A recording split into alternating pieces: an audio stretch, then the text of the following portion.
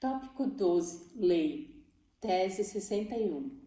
Qualquer que tente viver a vida cristã sem Cristo não é cristão. É legalista, seja conservador ou liberal.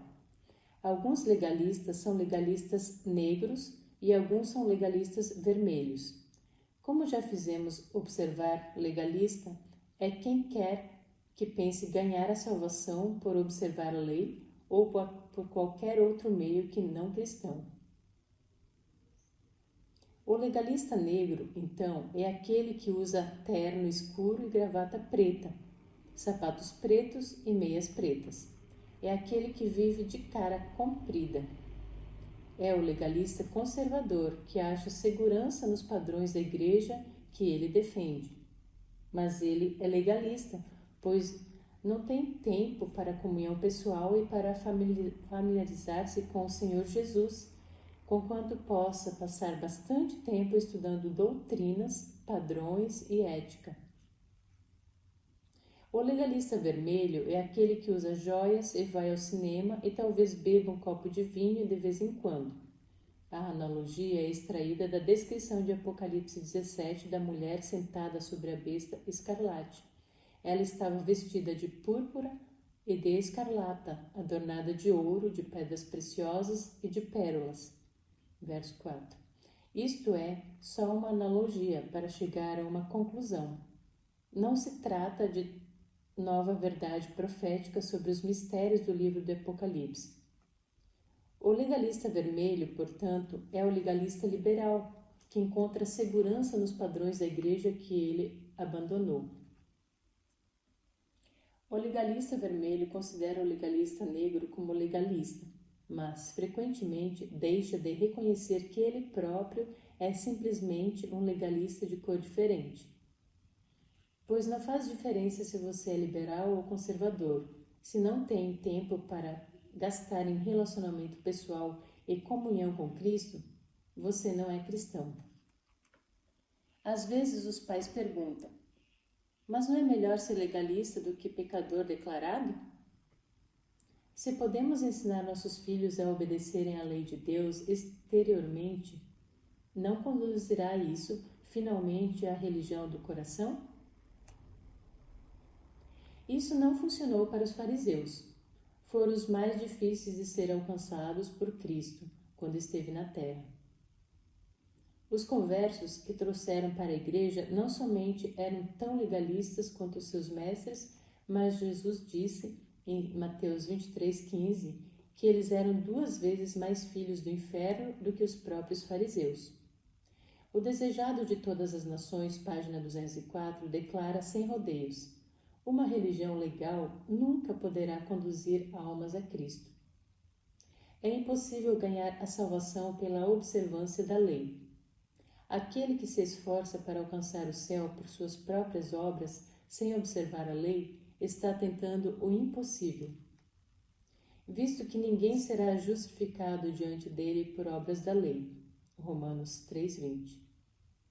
Por que realçamos a lei, então, se observá-la não pode nos salvar?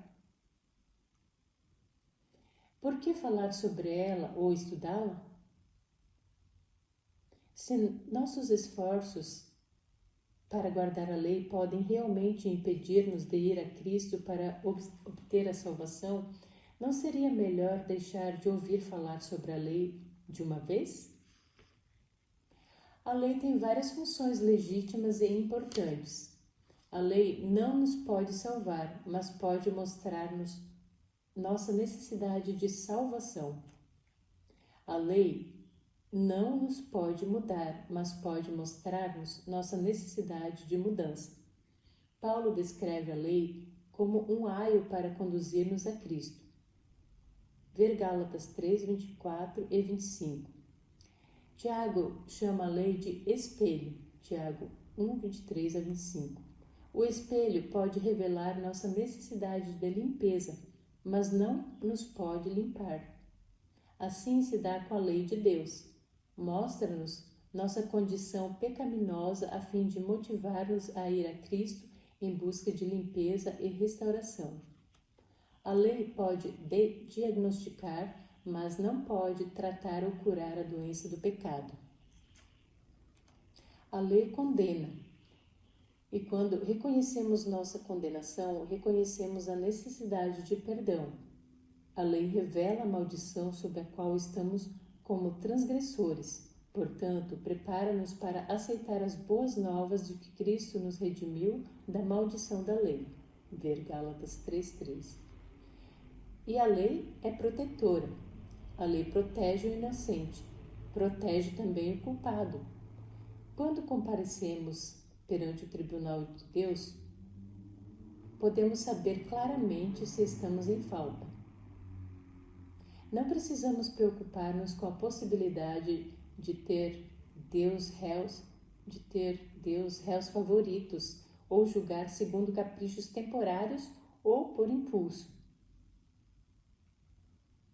Ele declarou objetivamente os seus requisitos e, assim, tanto os inocentes quanto os culpados podem saber sua posição. Aqueles que aceitaram a justiça de Cristo em lugar de sua própria iniquidade podem permanecer perdoados, protegidos pela lei que os não condena.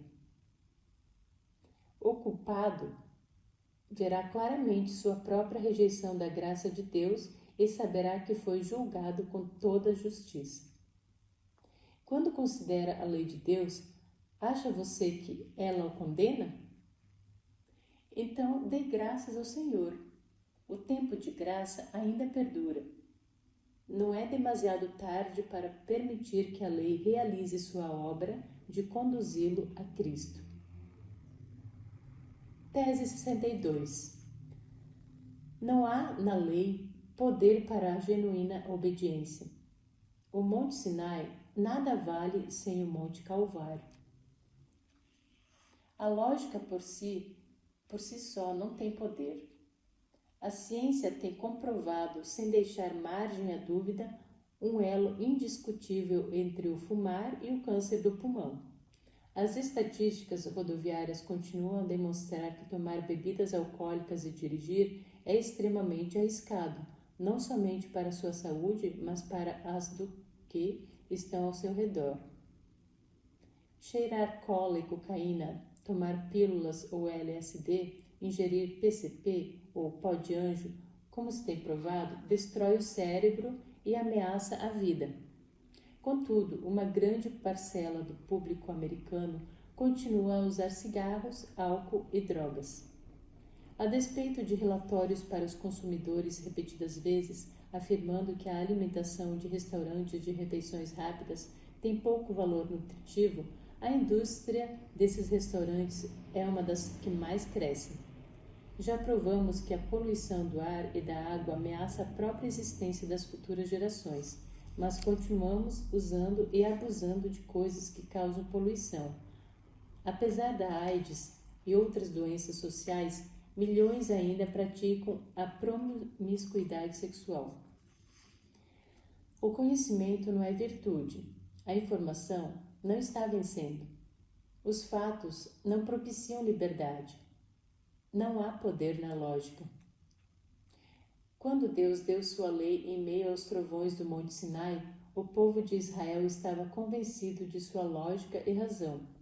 Então o povo respondeu a uma: tudo o que o Senhor falou, faremos. Êxodo 19:8. Estavam admitindo que a lei era justa, mas tinham ainda que aprender sua função apropriada. Tinham ainda que aprender por dura experiência a verdade expressa nos escritos para a nossa igreja, que é, ao olharmos para o grande espelho moral do Senhor, sua lei santa, seu padrão de caráter, não penseis por um só momento que ela pode purificar-vos. Comentário de Ellen White, volume 6, página 1070. Qual foi a resposta de Deus para o povo de Israel? Poderá lê-la em Deuteronômio 5, 28 a 30. Ouvindo, pois, o Senhor as vossas palavras, quando me faláveis a mim, o Senhor me disse: eu ouvi as palavras deste povo, que te disseram, em tudo falaram eles bem. Foi bom que eles reconhecessem que a lei de Deus era valiosa. Mas isso não foi suficiente. O Senhor prosseguiu: quem dera que eles tivessem tal coração que me temessem e guardassem todo o tempo todos os meus mandamentos, para que bem lhes fosse a eles e a seus filhos para sempre. Pode-se quase perceber as lágrimas em sua voz ao fazer esta declaração, pois o Senhor sabia sobre algo que o povo de Israel ainda tinha que aprender por dura experiência. Ele sabia que não havia poder na lógica. Sabia que ninguém podia obedecer à lei em sua própria força, mas não podia explicar-lhes o seu erro em palavras que entendessem e aceitassem. Podia apenas deixar que aprendessem de modo difícil. Pode-se quase ouvi-lo suspirar e vê-lo menear a cabeça, e ele conclui no verso 30. Vai, dize-lhes, tornai-vos as vossas tendas. Muitos pais se admiram quanto a seus filhos errantes. Vez após vez têm comentado, mas eles sabem o que é certo, e os filhos provavelmente saibam. O dilema humano é que o conhecimento não é suficiente. Não só precisamos realmente saber o que é certo, mas também precisamos saber como praticar o certo de que somos conhecedores. E é exatamente aí que reside o problema, muitas vezes. Deus viu nossa perplexidade e compreende nossa situação de desamparo. Em seu grande amor, Ele não parou no Monte Sinai. Proveu outra montanha, o Monte Calvário. Mediante a aceitação da justiça de Cristo em nosso favor, mediante o contínuo relacionamento com Ele, o Senhor nos concede aquilo que faltava ao povo de Israel, a lei de Deus escrita em nosso coração. Jesus pode dar-nos o que a lei nunca poderá fazê-lo: força para obedecer, perdão pelos pecados, graça para toda necessidade que tenhamos. Tese 63. Cristo é o fim da lei para a justiça, mas não o fim da lei. Em anos recentes, o número de traduções bíblicas disponíveis e paráfrases do texto bíblico aumentou marcadamente. Algumas são boas, outras nem tanto, mas, frequentemente, comparando a linguagem de várias versões diferentes, pode-se obter um melhor entendimento do que a Bíblia diz. Essa versão particular que irei empregar é chamada a versão revista de Vanden. Trata-se de uma paráfrase de Romanos 9:30 a 10:4. Que diremos, pois? Os gentios que não trabalharam para produzir frutos, os produziram. E isto é verdade. Mas Israel, que trabalhou duramente para tentar produzir frutos, não conseguiu produzir qualquer fruto que seja. Por quê? Porque tentaram fazê-lo por si mesmos, trabalhando duramente na produção de frutos. Irmãos, o desejo e oração de meu coração e minha oração a Deus por Israel é que possam ser salvos, pois dou testemunho de que eles se empenharam duramente, mas não para as coisas certas, pois não entenderam a maneira divina de produzir frutos e assim desenvolver o seu próprio método para tentar produzir frutos, e não se submeteram ao modo divino de fazer as coisas. Porque Cristo é o fim do trabalho duro para produzir frutos, para todo aquele que crê. Traduzir a Bíblia é tarefa penosa. Tente fazê-lo às vezes, com algum texto favorito, e veja como se sai. O que Paulo está descrevendo em Romanos 9 e 10 é a falta de compreensão de Israel quanto à maneira de produzir os frutos de justiça.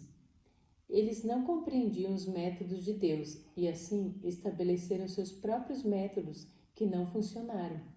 Tinham empreendido grandes esforços. Paulo estava disposto a admiti-lo, mas o esforço deles terminou em nada, porque era dirigido para a coisa errada. Dois pensamentos extremos parecem surgir quando se trata da guarda da lei. O primeiro é: se a lei é boa, vamos todos lutar para obedecer-lhe. O resultado é legalismo e não obediência genuína. O segundo extremo é: se não temos que lutar para observar a lei, não deve ser necessário guardá-la de modo algum. O resultado é antinomismo e não obediência genuína. Ambos os extremos levam ao mesmo erro, no final de contas. A justiça que decorre da fé em Cristo somente traz boas novas de que a genuína obediência é possível, mas que não vem mediante nossos esforços para produzir obediência. A correta compreensão da experiência de justificação pela fé em Cristo apenas impede tanto o legalismo quanto a ausência de lei. Mediante um ativo relacionamento e comunhão com o Senhor Jesus, reconhecemos uma apreciação continuamente maior de seu amor e bondade para conosco. E, logo que tenhamos uma visão correta do amor de Deus, não teremos disposição para dele abusar. Mensagens Escolhidas, volume 1, página 312. Cristo não é o fim da lei. Ele é o fim de nossos inúteis esforços para observá-la. O seguro resultado de um relacionamento de fé com ele será a genuína observância da lei que procede do coração. As boas obras se seguirão como as florações e frutos da fé. A apropriação da justiça de Cristo será manifestada numa vida bem ordenada e na conversação santificada. Ellen White, Sinais dos Tempos, de 1892. A melhor prova de que a pessoa é a favor da lei de Deus é estar ela vivendo num relacionamento de fé com Cristo, de modo que a lei possa ser escrita em seu coração. Se reconhecemos as reivindicações da lei de Deus e a realidade de que não podemos guardar a lei, nossa única alternativa é ir a Cristo em busca de seu dom de justiça.